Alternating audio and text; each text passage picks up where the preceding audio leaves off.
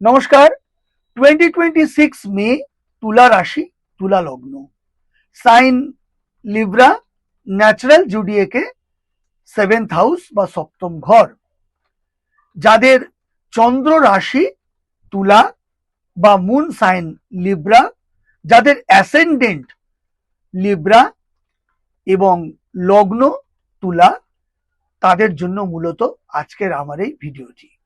2026 সালের মে মাস তুলা রাশি তুলা লগ্নের জাতক জাতিকাদের ঠিক কেমন কাটতে চলেছে, মে মাসের কি থাকছে, তাদের কোয়ালিটি অফ টাইম, সময়ের গুণগত বৈশিষ্ট্য, সময় আপনাদের কতটা অনুকূলে বা কতটা এগেনস্টে, তা জানতে বা বুঝতে গেলে, অর্থাৎ 2026 সালের মে মাসকে কেন্দ্র করে তুলা রাশি তুলা লগ্নের মাসিক রাশিফল জানতে গেলে প্রথমে আমাদের যেটা দেখতে হবে, মে 2026 সাপেক্ষে সৌরমণ্ডলে গ্রহদের অবস্থান কি থাকছে।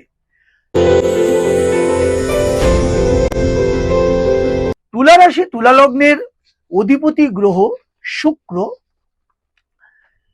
বৃষ রাশিতে 14th মে অবধি অবস্থান করছে। তারপর সেখান থেকে তুলা রাশি তুলা লগ্নের নবম বা ভাগ্যস্থান যেটা মিথুন রাশিতে শুক্র প্রবেশ করছে। মঙ্গল মীন রাশিতে 11th মে অবধি অবস্থান করবে এবং 11th মের পরে মীন রাশি ত্যাগ করে মেষ রাশিতে প্রবেশ করবে। শনি পুরো মাসটাই মীন রাশিতে, অর্থাৎ আপনাদের ষষ্ঠ হাউসে অবস্থান বা গোচর বা সঞ্চার করবে।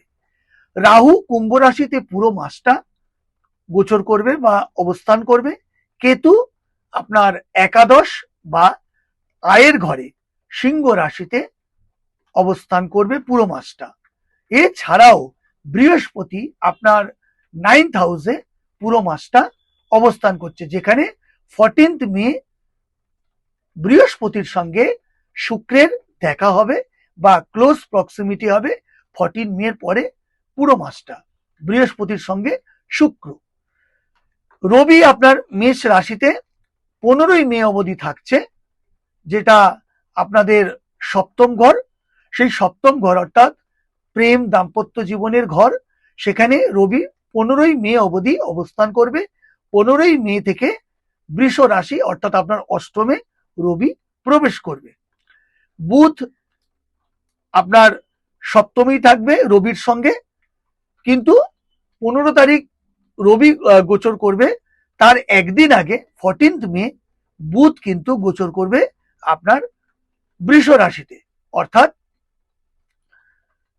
বৃষ রাশি হচ্ছে আপনার অষ্টম, এবং সেখানে 29th মে অবধি অবস্থান করবে অষ্টমে, এবং 29th মে 2026 বুধ আপনার আবার নবমে চলে যাবে, এবং বাকি দিনগুলো বৃহস্পতি শুক্রের সঙ্গে ক্লোজ প্রক্সিমিটি বা সহ অবস্থান হবে।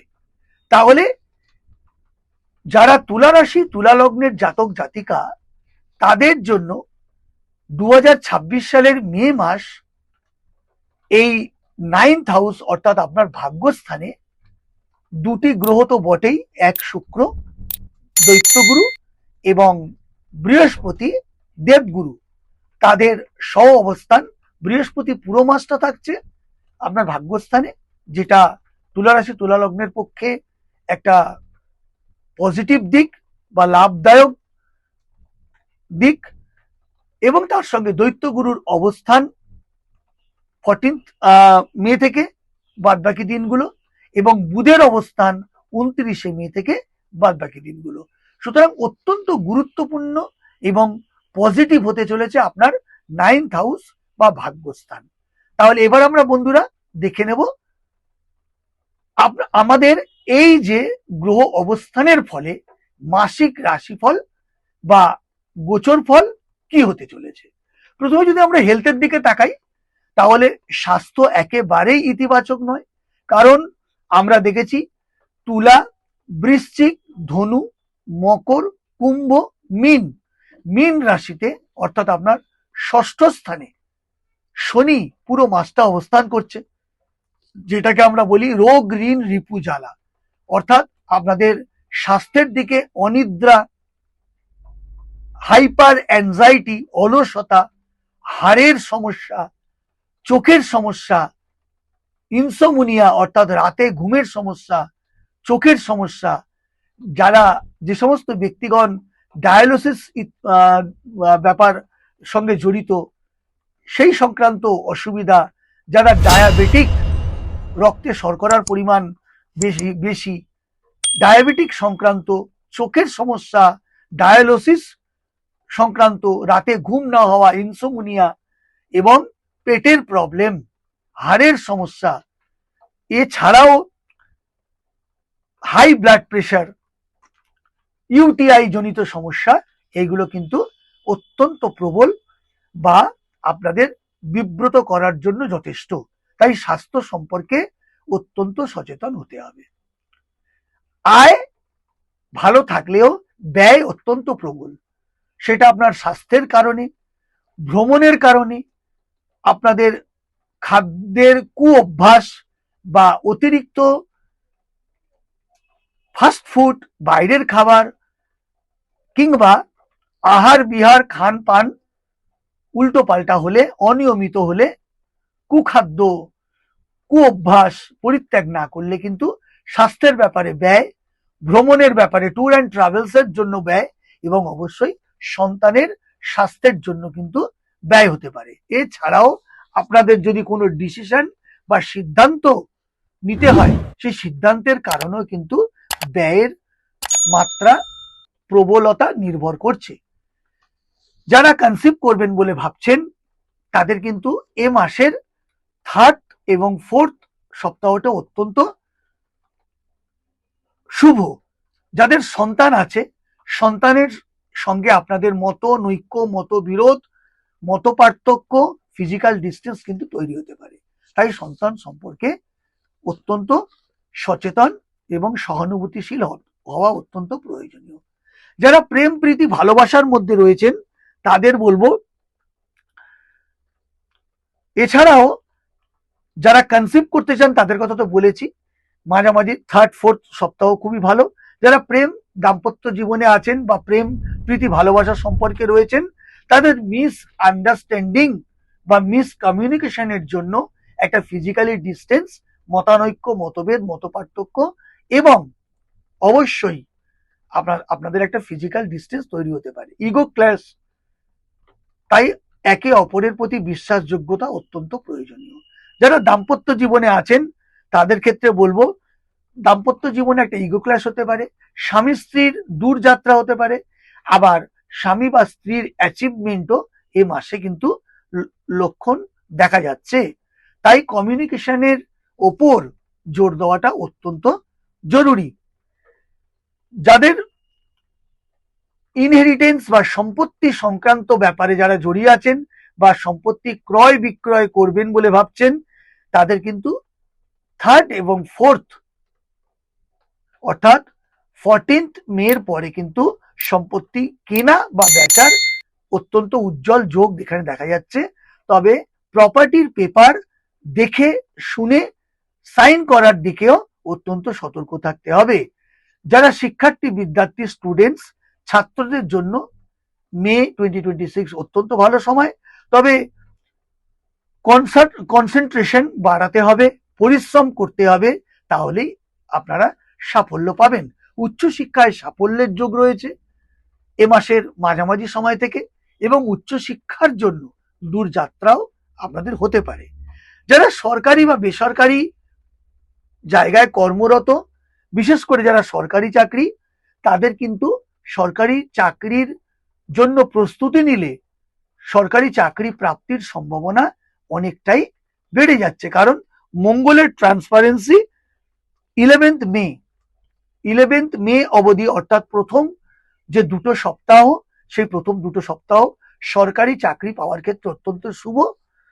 যারা বেসরকারি চাকরি করছেন তাদের নতুন দায়িত্ব প্রাপ্তি হতে পারে, তাদের ট্রান্সফার হতে পারে। যারা জব সার্চ করছেন তাদের ইন্টারভিউ বা চাকরির কল আসতে পারে। এ মাসের 3rd এবং 4th উইকে যারা ভ্রমণ পিপাসু তাদের কিন্তু এই মাসে প্রচন্ড ভ্রমণের সুযোগ তৈরি হচ্ছে। তবে কাজের জন্য কিন্তু বিদেশ ভ্রমণ বা দূরযাত্রা হতে পারে। বিদেশের সঙ্গে আপনাদের একটা ট্রানজাকশন বা সংযোগ তৈরি হচ্ছে, লং ডিস্টেন্স বা লং ট্রাভেল আপনাদের হতে পারে। যারা মামলা মোকদ্দমার মধ্যে লিটিগেশনের মধ্যে রয়েছেন, মামলা মোকদ্দমার ক্ষেত্রে বলবো পুরনো মামলা যেগুলো রয়েছে সেগুলো কিন্তু ধীরে চলবে, ধীর গতিতে চলবে। তবে নতুন কেসে জড়ানোর ক্ষেত্রেও কিন্তু আপনারা সজাগ সচেতন থাকবেন। যাদের বয়স্ক পিতামাতা আছেন, বাবা মায়ের স্বাস্থ্যের দিকে অবশ্যই নজর দিতে হবে মে মাসে। তাদের সঙ্গে সম্পর্ক ভালো রাখতে হবে, কারণ তাদের হাইপার টেনশন এবং স্বাস্থ্যের জন্য আপনাদের কিন্তু বিড়ম্বনায় পড়তে হতে পারে। এছাড়া যারা হিলিং প্রফেশনে আছেন, চিকিৎসা যাদের পেশা, যারা চিকিৎসক, তাদের নতুন নতুন সুযোগ আসবে, তাদের রেপুটেশন ভালো হবে, তাদের কর্মদক্ষ মেধা মেরিট জন্য তারা অত্যন্ত সুনাম অর্জন করবে। যারা ওকালতিতে রয়েছেন, যাদের পেশা, তাদের পুরনো কেসে ধীরে সাফল্য আসবে। তবে কমিউনিকেশন স্কিল এবং আপনাদের আটারেন্স বা বাক্য প্রয়োগের যদি সুদক্ষ থাকেন বা সুন্দরভাবে মেপে কথা বলেন, আপনাদের দক্ষতা দেখাতে পারেন, তাহলে কিন্তু এ মাস আপনাদের জন্য অত্যন্ত আয়ের মাস। যারা শিক্ষকতা করেন, অর্থাৎ স্কুল কলেজ বিদ্যালয় বিশ্ববিদ্যালয় বিভিন্ন ফ্যাকাল্টিতে পড়ানোর কাজ করে থাকেন, অতিরিক্ত আপনাদের মেধা মেরিটের জন্য আপনাদের সম্মান বৃদ্ধি পাবে, স্থিতিশীলতা বৃদ্ধি পাবে, আয় বাড়বে, ইনকাম বাড়বে এবং প্রচুর কর্মের সংস্থান হবে। যারা মানি মার্কেটে অর্থাৎ bank, stock market, share market, insurance প্রভৃতি জায়গায় অর্থ বিনিয়োগ করে থাকেন, তাদের ক্ষেত্রে বলবো যে স্টক মার্কেটে লাভ সম্ভব, তবে রিস্ক নিয়ে ইনভেস্ট করার আগে গঠনমূলক চিন্তা ভাবনা করে তবেই এগোন। যারা ঋণ জনিত সমস্যায় ভুগছেন, যারা ঋণ নিয়েছেন, ঋণ পরিশোধ করতে গিয়ে যে সমস্যা দেখা যাচ্ছে, সেখানে বলবো যে আপনাদের একটা রিপেমেন্ট প্ল্যান বা টেবিল টকিং মুখোমুখি বসে এ মাসের 3rd এবং 4th সপ্তাহে একটা সুযোগ বা সম্ভাবনা তৈরি হবে সমস্যা সমাধানের। আবার যারা লোনের জন্য অ্যাপ্লাই করছেন, তাদের কিন্তু লোন অ্যাপ্রুভ হওয়ার সম্ভাবনা অত্যন্ত উজ্জ্বল। গোপন শত্রু কিন্তু এই মাসে আপনাদের সক্রিয় থাকবে, তাই শত্রু থেকে সাবধান। সবকিছু সবাইকে গোপনীয় বা ব্যক্তিগত কথা শেয়ার করবেন না, তাতে কিন্তু আপনার ক্ষতি হবে। যারা পলিটিক্যাল ফিগার, রাজনৈতিক ব্যক্তিত্ব, তাদের পপুলারিটি বাড়বে এই মে মাসে, তারা নতুন দায়িত্ব পেতে পারেন, তাদের রাজনৈতিক জীবনের উত্থান হবে। তবে সমস্ত ক্ষেত্রে কমিউনিকেশন এবং আপনাদের আটারেন্স বা স্কিল অত্যন্ত নির্ভর করছে। বয়সে যারা ছোট ভাই বোন, তাদের সঙ্গে সম্পর্ক ভালো থাকবে। তুলনামূলকভাবে বয়সে বড় ভাইদের সঙ্গে আপনাদের মতবিরোধ, মতানৈক্য, মতভেদ, মতপার্থক্য, ফিজিক্যাল ডিস্টেন্স তৈরি হতে পারে। যারা ব্যবসায়ী মানুষ, অর্থাৎ যারা বিশেষ করে হোটেল বিজনেসের মধ্যে রয়েছেন, হোটেল এবং হসপিটালিটি বিজনেসে রয়েছেন, দারুণ মাস আয়ের জন্য, ভালো ইনকাম, নতুন ক্লায়েন্ট আসবে। যারা ট্যুর অ্যান্ড ট্রাভেলস বিজনেসের সঙ্গে জড়িত, অত্যন্ত ভালো মাস, ভ্রমণের চাহিদা বাড়বে এবং আপনারা প্রফিটের মুখ দেখবেন। যারা ক্রিয়েটিভিটি শিল্পের সঙ্গে রয়েছেন, গায়ক, নায়ক, বাদ্যকার, ইনোভেটিভ লেখালেখির কাজ করেন, অ্যানিমেশনে কাজ করেন, বিজ্ঞাপনের জগতে আছেন, প্রতিটি ক্ষেত্রে এ মাস আপনাকে আয়ের নতুন সংস্থান এনে দেবে।